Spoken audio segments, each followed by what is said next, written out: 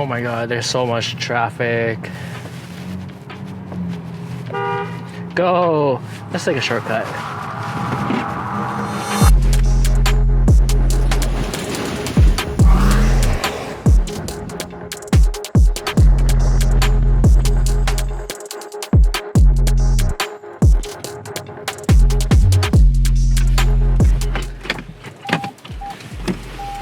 Today we have the brand new 2024 Toyota Tundra TRD Pro in this brand new Terra color. And what better way to test it than in its natural habitat.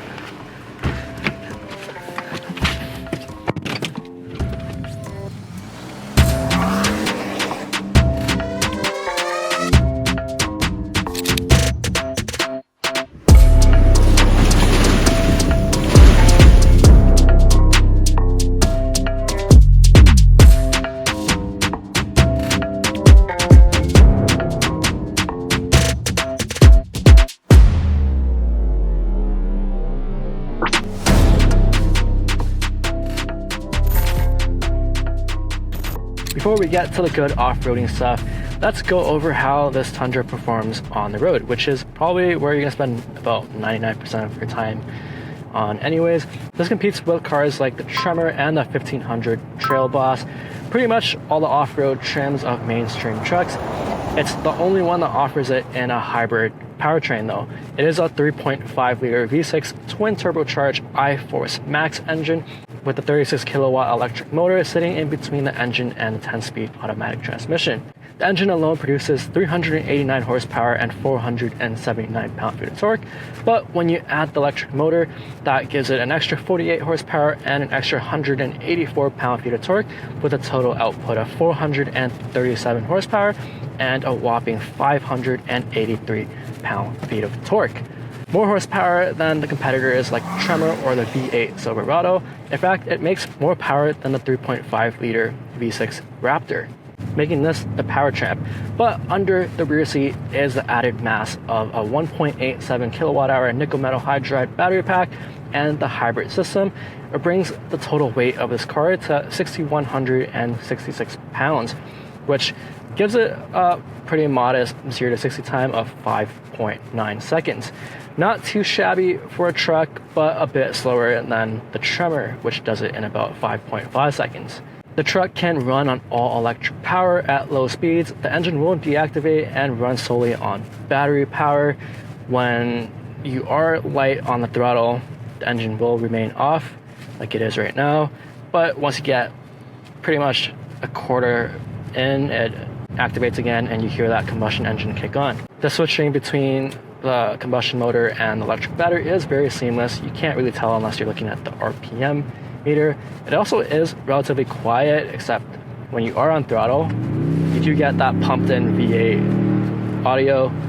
It is a catback exhaust system, which sounds pretty decent, but the fake engine noise tries to mimic a V8. It is still pretty nice, and I like how it sounds. It is funny though, because when you are just coasting, it is in electric mode and it's complete silence, and then when you step on it, you can hear that turbo and you can hear that engine just come to life. Kind of sounds like a spaceship.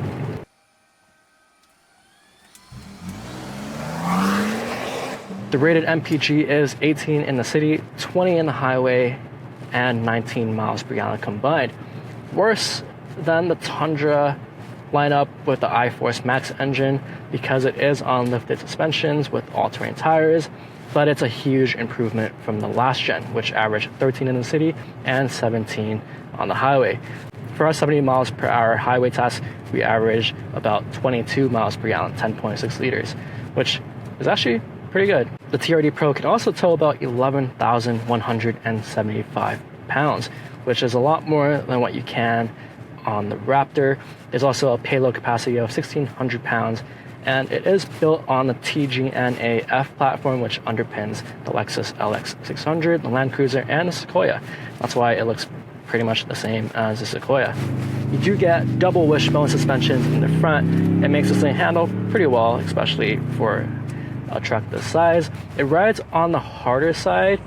There are live axles in the back, but they are coil springs, Over small bumps, it is a little bit rough, but over big bumps and big potholes, it's actually very smooth. The car feels pretty much unbothered. The 10-speed automatic transmission is relatively smooth. You won't really feel the shifts, and it pairs really well with the engine. The engine is actually a very good substitute for the old V8. I think it's a great new motor. This is bigger and taller than the regular Tundra, so you get a very commanding view of the road. You can pretty much see everything on top of all the cameras that you get. You get pretty big mirrors. You get the digital mirror option as well if you want to see more of the back. It actually makes this thing pretty easy to maneuver. Like right now, the engine is off when we're coasting, and there's pretty much no latency when you step on it again because there's just electric torque right away. Of course, with pretty much every Toyota now, you get Toyota Safety Sense, and with that, you get your adaptive cruise control with your lane keep assist, which works really well. When you have it on lane keep mode, you pretty much don't have to touch the steering wheel at all. Didn't even remind me in like a span of 5 minutes, no warnings at all. It just kept centered in the lane. You do get your blind spot monitors, rear cross traffic alert with your emergency braking, and of course your lane departure warning. And all this safety systems just makes it a very good road trip car. You can kind of just relax on a long drive.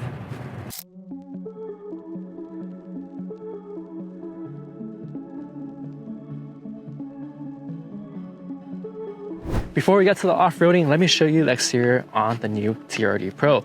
We do have the standard LED light with the 4 beams inside. You do get your sequential turn signals. You even have actual intake vents underneath the headlight. You do have a TRD specific grille. You do have the embedded off-road light bar, which only works with your high beams, and you do have your fog lights here as well. You also have the 3 amber lights here because this vehicle is over 80 inches wide, sitting in about 81.6 inches, and in North America it's a law to have these here, just like on the Raptor. You do have your adaptive cruise control sensor, your 360 camera. You do get your Toyota Heritage style badge instead of the little Toyota logo that you normally get. You have Tundra over here. You have more parking sensors. This bumper is in like a technical camo design. It's actually pretty nice looking. And right underneath the Tundra, you also get aluminum skid plate.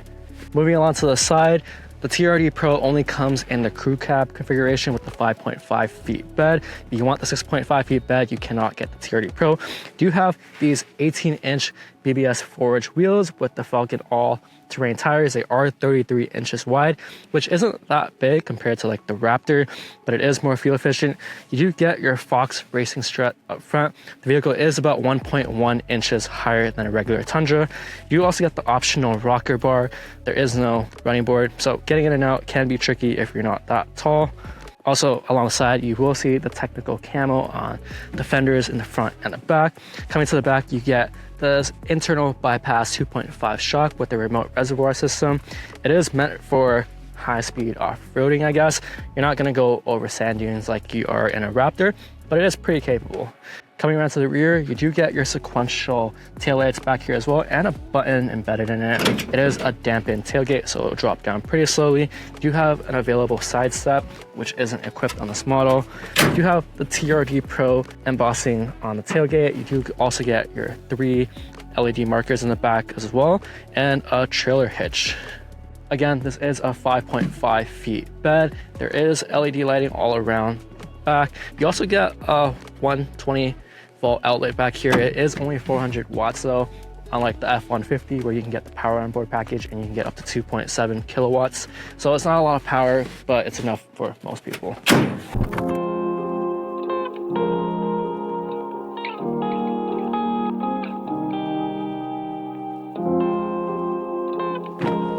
Like I said, you don't get a running board, so if you are height challenged, it is a little bit hard to get into. You do get a grab handle, and the seats do move back and forth when you exit or enter the vehicle. You do get your memory seating on the side here, as well as your JBL 12 speaker system.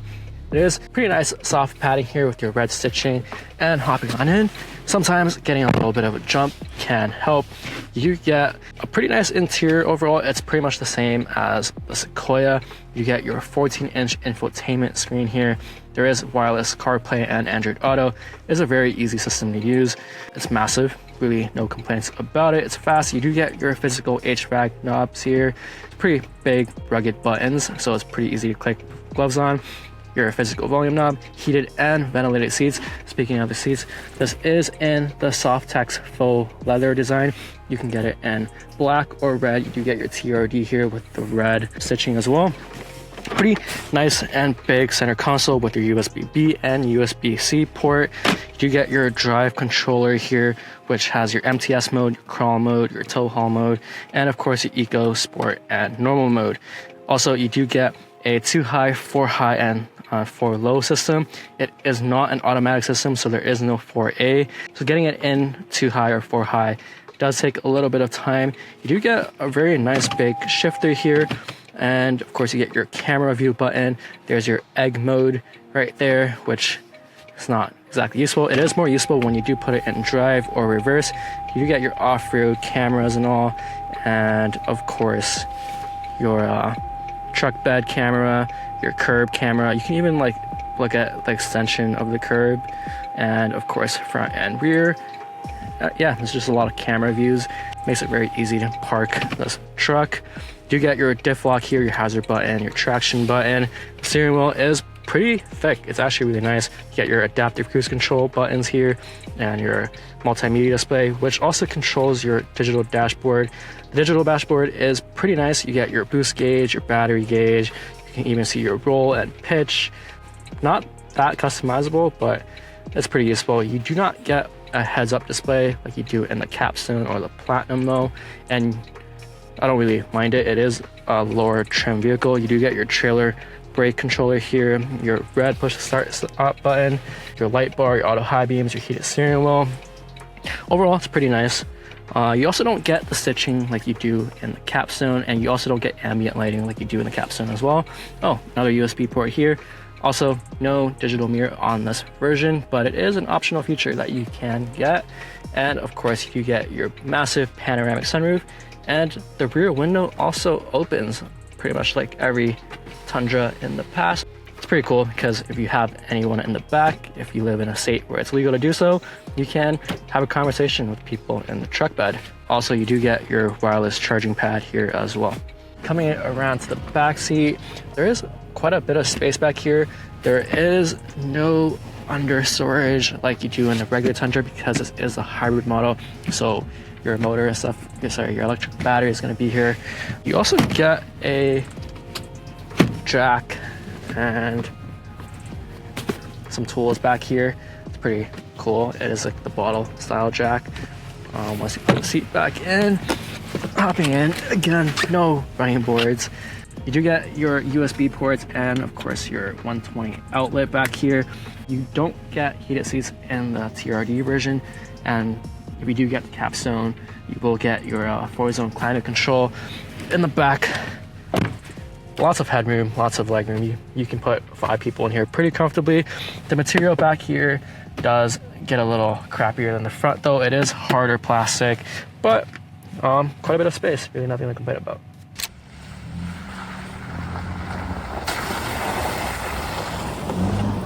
All right, now that we're off-road, we can put it in MTS mode, which you can select a few different drive modes. You got deep snow, mud, sand, dirt, and an auto mode, which is what we'll leave it in for now.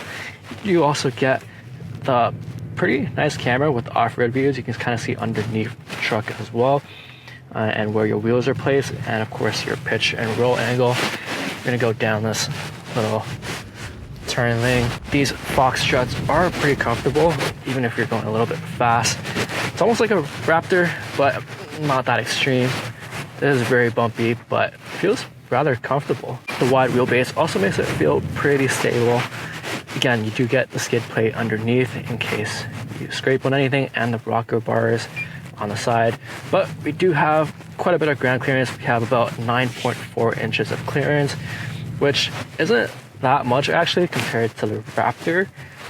That car probably has like 11 inches, but this is more than enough for what we're on right now.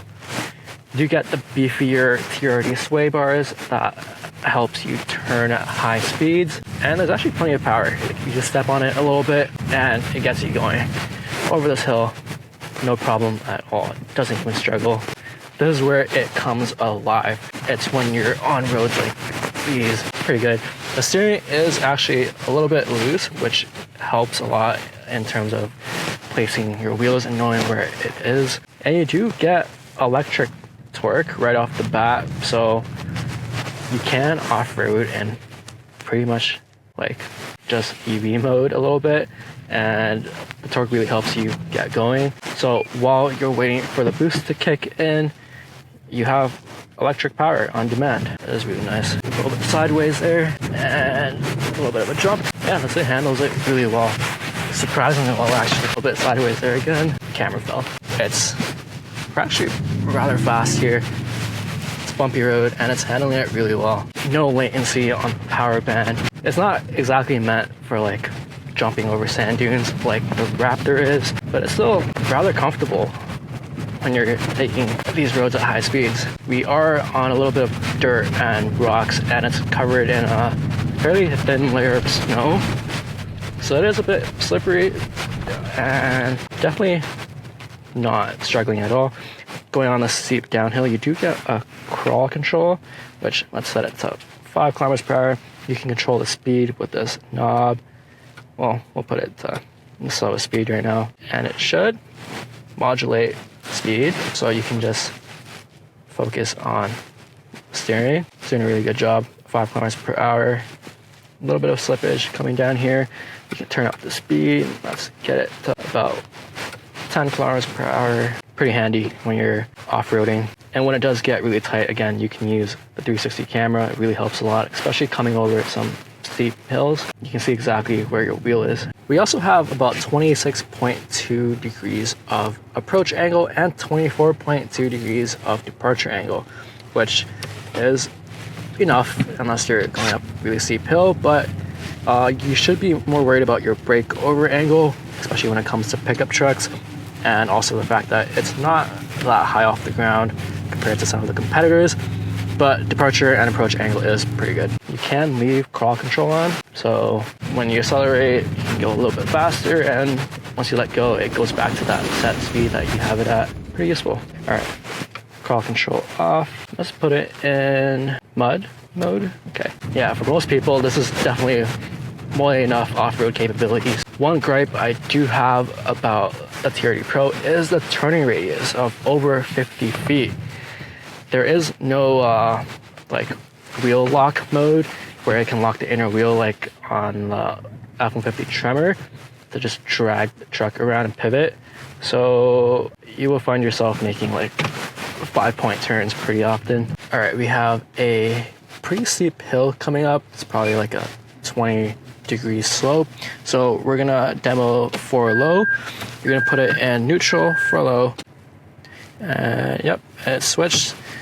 And then let's put it in rock crawl mode and get the speed to low. There's a high 2, high 1, mid, low 1, and low 2. We'll put in low 1 for now. And we're gonna see if we can get up this hill.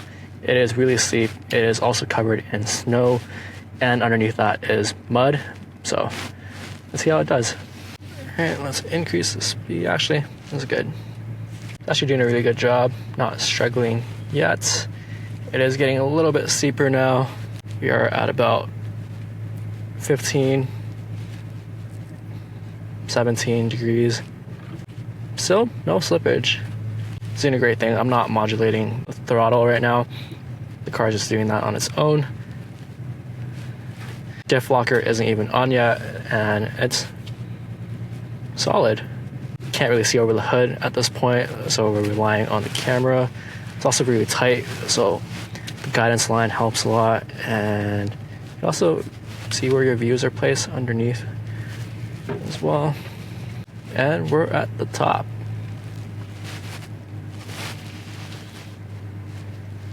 Great job. Did better than I expected it to. So this thing is priced at about 70,000 US or 90,000 Canadian. It's not gunning for the Raptor, rather the Tremor, which sits just underneath the Raptor. You can pay $8,000 more for the V6 Raptor. But this car is just a little bit more subtle. It's more livable. You get more towing capacity in the Raptor, and of course, it is much more fuel efficient. It's got enough off-road capabilities for most people, and it feels fit to task for pretty much every off-road activity. You can rock crawl, you can modestly speed through sand dunes, and you can pretty much go anywhere. It feels robust, it's durable, it's a Toyota. Even though it's a brand new engine for them, you know, it's still gonna be dependable and that it will keep up with all your adventures. Personally, if I were to do road trips across the continent or take it to the Arctic one day, I'd definitely pick this truck over anything out there. You know, it's got the power, the comfort, the fuel economy, the space, the towing, practicality, and all the tech and capabilities you could ask for. And most importantly, you know it won't shit the bed on you when you need it most. At the end of the day, it's a Toyota. It's dependable, which is exactly what I'm looking for in a truck. That's all, guys. Thanks for watching.